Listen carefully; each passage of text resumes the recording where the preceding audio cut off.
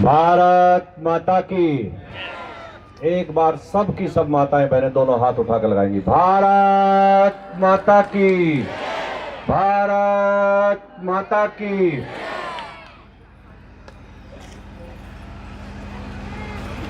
मंच पर विराजमान आज के कार्यक्रम के अध्यक्ष, भारतीय जनता पार्टी के बहुत सीनियर नेता श्री रामपाल सैनी जी, मंच पर विराजमान आज के कार्यक्रम के मुख्य अतिथि बड़े भाई मान सिंह गोस्वामी जी,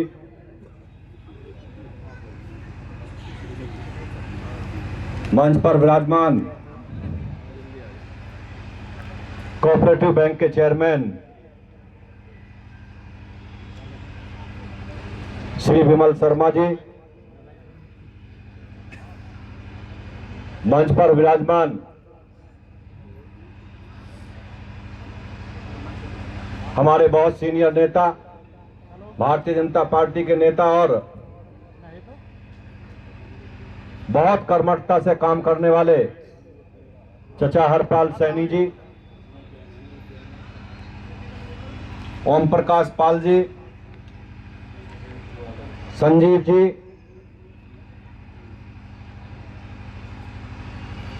हमारे सभी मंडल अध्यक्ष और मंचासीन सभी अतिथि माताएं और बहनें,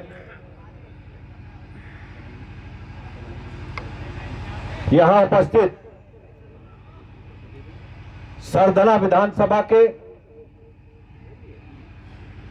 एक एक बूथ से आए हुए,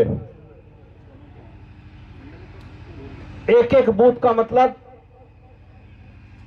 एक एक बूथ, हर गांव के हर बूथ से आई हुई हमारी माताएं और बहनें, यहां उपस्थित सभी गणमान्य व्यक्ति, मेरे युवा साथी, आप सबको दोनों हाथ जोड़कर राम राम करता हूं, प्रणाम करता हूं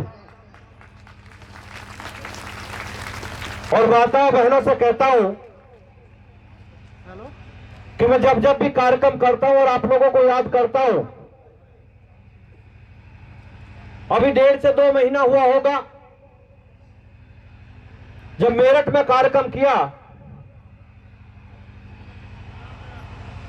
तो हमने कोशिश करी कि माताएं बहनों को बुलाते हैं, उनके साथ बैठेंगे, बात करेंगे। तो कोशिश करी कि भाई हम 400-500 की संख्या में बुलाते हैं, तो हजारों की संख्या में आई। आज का कार्यक्रम अटल जी की स्मृति में जब करने की बात आई, तो सरधना विधानसभा का कार्यक्रम हमने सोचा थोड़ा ठीक किया जाए, हर बूथ से अपनी माताएं बहनें बुलाई जाएं। लेकिन मुझे नहीं पता था कि आपका प्यार दुलार इतना मिलेगा कि व्यवस्था छोटी पड़ जाएगी। इधर जितनी व्यवस्था की थी उस व्यवस्था से 1.5 गुना बैठे हैं। बराबर का ग्राउंड, आप इधर बैठी हैं कुर्सी पे, उधर दरे बिछाए हुए, उधर भी फुल ग्राउंड हो गया है। भोजन चल रहा है, कुछ माताएं बहनें भोजन कर रही है। ये आशीर्वाद आपका भारतीय जनता पार्टी को मिलता है और हम सबके ऐसे नेता जिन्हें देश नहीं दुनिया में माना जाता था, श्रद्धेय अटल बिहारी वाजपेयी जी के स्मृति दिवस पर जो कार्यक्रम है वो आप लोगों ने ऐतिहासिक बनाने का काम किया। मैं आपको फिर हाथ जोड़ के प्रणाम करता हूं। आज के कार्यक्रम में विशेषता यही है गोस्वामी जी कि हमने केवल माताओं बहनों का प्रोग्राम रखा था। ये जितने लोग दिखाई दे रहे हैं ये तो केवल उन्हें लाने वाले हैं, उन्हें लेके आए हैं। व्यवस्था तो इन्हीं की थी और कार्यक्रम भी इन्हीं का था। और हमने 11 बजे का टाइम दिया था, 11 बजे ये ग्राउंड भर गया था जितनी हमने व्यवस्था करी थी। 11 बजे ग्राउंड भरा, उधर व्यवस्था करी, उधर भर गया है। अभी मैं कह रहा हूं जब इधर भी भर गया है तो पीछे एक बैंक्वेट हॉल में हॉल है, उसमें बैठाने का काम शुरू कर दो, तो उधर बैठाने का काम शुरू किया। आप देख रहे हैं देश में भारतीय जनता पार्टी की सरकार जब से देश में आई, देश के यशस्वी प्रधानमंत्री नरेंद्र भाई मोदी जी ने जिस तरीके से काम करना शुरू किया, आज विरोधी बौखलाए हुए हैं। आप देख रहे हैं जिस तरीके से सरकारी आवास बना के देने का काम किया,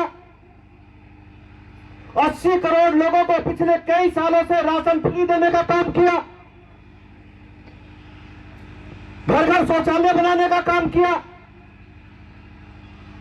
हर मां को फ्री सिलेंडर और कनेक्शन देने का काम किया। इतनी सुविधाएं, इतनी व्यवस्थाएं जो पहले भी हो सकती थी, देश में कभी नहीं हुई, क्योंकि कांग्रेस ने केवल लूटने का काम किया, कभी लोगों को देने का काम नहीं किया। उन्होंने केवल अगर कोई काम किया तो अपना घर भरने का काम किया,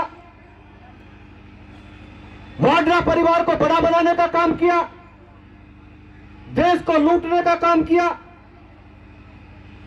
और देश को हमेशा नीचा दिखाने का काम किया। आज देश के यशस्वी प्रधानमंत्री जब पूरी दुनिया के किसी देश में जाते हैं तो अमेरिका जैसा देश भी पलक पावड़े बिछा के खड़ा रहता है कि भारत का प्रधानमंत्री अमेरिका में चरण रख रहा है, तो सौभाग्य की बात होती है उनके लिए। जब देश के प्रधानमंत्री कहीं जाते, वो नरेंद्र मोदी नहीं जाते, वो 140 करोड़ लोगों की भावनाओं को लेकर जाते हैं, उनका सम्मान लेकर जाते हैं। इसलिए जब नरेंद्र मोदी जी का सम्मान होता है तो वो पूरे भारत का सम्मान होता है, पूरे भारत का सम्मान होता है। उत्तर प्रदेश में जब से सरकार बनी, उत्तर प्रदेश की सरकार जिस तरीके से गुंडे माफिया पर शिकंजा कसने का काम किया, बहन बेटी की सुरक्षा के लिए काम किया, हमने देखा है 2013 में बहन बेटी घर से बाहर नहीं निकल पाती थी, मां अपने बेटे को नौकरी पर कहीं भेजती थी तो जब तक घर वापस ना आ जाए मां बाप फोन खड़खड़ाते रहते थे कि बेटा गया, कोई अनहोनी ना हो जाए। आज वही उत्तर प्रदेश है, आज वही उत्तर प्रदेश है। अगर रात के 12 बजे भी बहन बेटी सड़कों पर टहलने निकल जाए तो कोई आंख भर कर नहीं देख सकता। आज ये भी उत्तर प्रदेश है। आप देख रहे हैं, आप देख रहे हैं कि जिस तरीके से उत्तर प्रदेश में गुंडे माफियाओं का सफाया हुआ। एक समय हुआ करता था कि गुंडे माफिया जिस जमीन पे हाथ रख दे उनकी हो जाती थी। वो चाहे मुख्तार अंसारी, चाहे अफजाल, चाहे जो अतीक, कितने गुंडे हुआ करते थे। एक समय हुआ करता था कि उनके घर पर मुख्यमंत्री हाजिरी लगाने जाया करते थे। लेकिन आज कहां है वे गुंडे माफिया? या तो गुंडे माफिया जेल के अंदर है, नहीं तो अल्लाह मियां को प्यारे हो गए, आप भी जानते हैं। क्योंकि उत्तर प्रदेश में गुंडे माफियाओं की जगह नहीं है। उत्तर प्रदेश में जिस तरीके से विकास हो रहा है, जिस तरीके से उत्तर प्रदेश के मुख्यमंत्री काम कर रहे हैं, जिस तरीके से डबल इंजन की सरकार प्रधानमंत्री जी के आशीर्वाद से उत्तर प्रदेश में काम कर रही है, विरोधी बौखलाए हुए हैं। पहले ईवीएम खराब बताते थे, फिर कुछ और बताने लगे, अब एसआईआर का काम हुआ तो इस पे हल्ला मचाना शुरू कर दिया। और ये आप भी जानते हैं उन्होंने हल्ला मचाना शुरू क्यों किया। हल्ला मचाना केवल इसलिए शुरू किया कि वो जानते हैं कि 27 में जमानत जब्त होनी है सबकी, भारतीय जनता पार्टी 350 सीटों के साथ सरकार बनाएगी, तो पहले से बहाना ढूंढना शुरू कर दिया। उस टाइम पे भी तो कुछ कहना है ना, तो कहेंगे हम तो पहले से ही कह रहे थे, हम तो पहले से ही कह रहे थे। मैं उन्हें बताना चाहता हूं कि आप सारे विपक्षी इकट्ठा होकर बिहार में भी कह रहे थे, विपक्ष नाम की चीज नहीं बची। उत्तर प्रदेश में भी गारंटी के साथ कह रहा हूं, डबल डिजिट में सारी पार्टियां मिला के नहीं आएंगी, 20 से 25 के बीच में सारी पार्टियां सिमटने जा रही है और भारतीय जनता पार्टी एक तरफा सरकार बनाने जा रही है। आज पूरे देश और दुनिया में आप देख रहे हैं, देश में भी गद्दारों की कमी नहीं। जिस तरीके से देश में गद्दार काम कर रहे हैं, उनकी भी ध्यान रखने की जरूरत है। मैं साफ साफ कहता हूं, इसीलिए लोग कहते हैं कि कड़वा कहता है, लेकिन साफ बात तो कहनी पड़ेगी ना। अगर साफ बात नहीं कहेंगे तो गद्दार गद्दारी करते रहेंगे, इसी तरीके से देश को लूटते रहेंगे और दूसरे देशों को देते रहेंगे। मैं पूछना चाहता हूं कि आज बांग्लादेश में हिंदुओं का कत्लेआम किया जा रहा है, हिंदुओं को चुन चुन के घर में घुस के कत्ल किया जा रहा है, बहन बेटियों का बलात्कार किया जा रहा है, देश के प्रधानमंत्री को गाली दी जा रही है, नरेंद्र मोदी को गाली दे रहे हैं, भारत के खिलाफ नारेबाजी कर रहे हैं, हिंदुओं को चुन चुनकर उनकी हत्या कर रहे हैं, बहन बेटियों के साथ बलात्कार कर रहे हैं। लेकिन अपने ही देश में बैठे हुए लोग वहां के क्रिकेटरों को खरीदने का काम कर रहे हैं। आपने अभी देखा होगा कि देश में बैठे हुए गद्दार जिन्हें देश ने यहां तक पहुंचाया, देश के लिए उन्होंने आज तक कुछ किया हो तो बताओ। शाहरुख खान जैसे गद्दार आज वहां के रहमान जैसे क्रिकेटरों को 9.5 करोड़ में खरीदने का काम कर रहे हैं।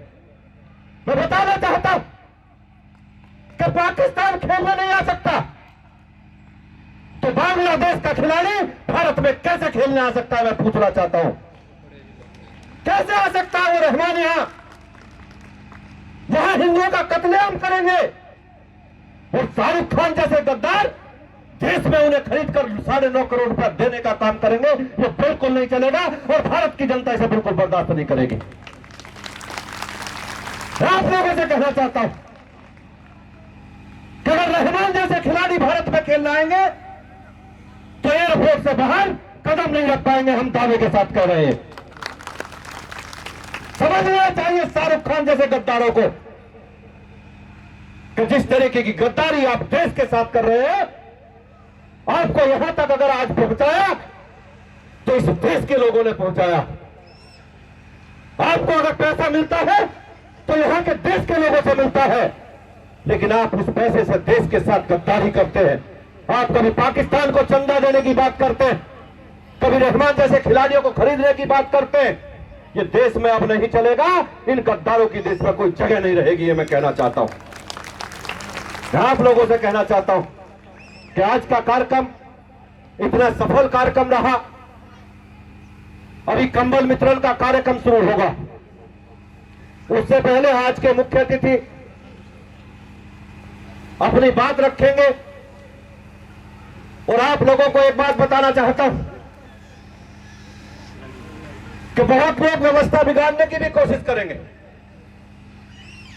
आपको व्यवस्था बना के रखनी है, हर किसी को जहां बैठे कंबल वहीं मिलेगा, जो खड़ा होगा उसे कंबल वितरण नहीं होगा, कंबल नहीं मिलेगा। इसलिए मेरी हाथ जोड़ के सभी माताएं बहनों से गुजारिश है हर किसी को कंबल मिलेगा। एक माता बहन यहां से नहीं जाएगी जिसे कंबल नहीं मिलेगा। अटल जी की स्मृति में आज का कार्यक्रम है और आप लोग, कल का मेरा जन्मदिन है तो मुझे भी आशीर्वाद देना है, तो एक बार दोनों हाथ उठा के मुझे भी आशीर्वाद दे दीजिए। आप सबका बहुत बहुत धन्यवाद। मैं कार्यकर्ता साथियों से कहूंगा कि जैसे ही गोस्वामी जी बोले और उनका भाषण पूर्ण हो, मैं दोबारा से माइक पे आ जाऊंगा। हर किसी को कंबल वहीं बांटेंगे। सब कार्यकर्ता पीछे चले जाएं, अपनी तैयारी कर ले। कोई ये व्यवस्था ना, कोई खड़ा ना हो, क्योंकि ऐसे कार्यक्रम में अगर अक्सर जब भगदड़ हो जाती है तो गड़बड़ हो जाती है। मेरी हाथ जोड़ के गुजारिश है, कोई भी खड़ा ना हो, कंबल लेके कोई खड़ा ना हो, कंबल लेके भी खड़ा ना हो, वहीं रहे। जिन्होंने खाना नहीं खाया वो खाना खा के जाएंगे। आप सबका बहुत बहुत धन्यवाद। जय हिंद, जय भारत। भारत माता की, भारत माता की। वंदे वंदे वंदे वंदे। जय हिंद, जय भारत।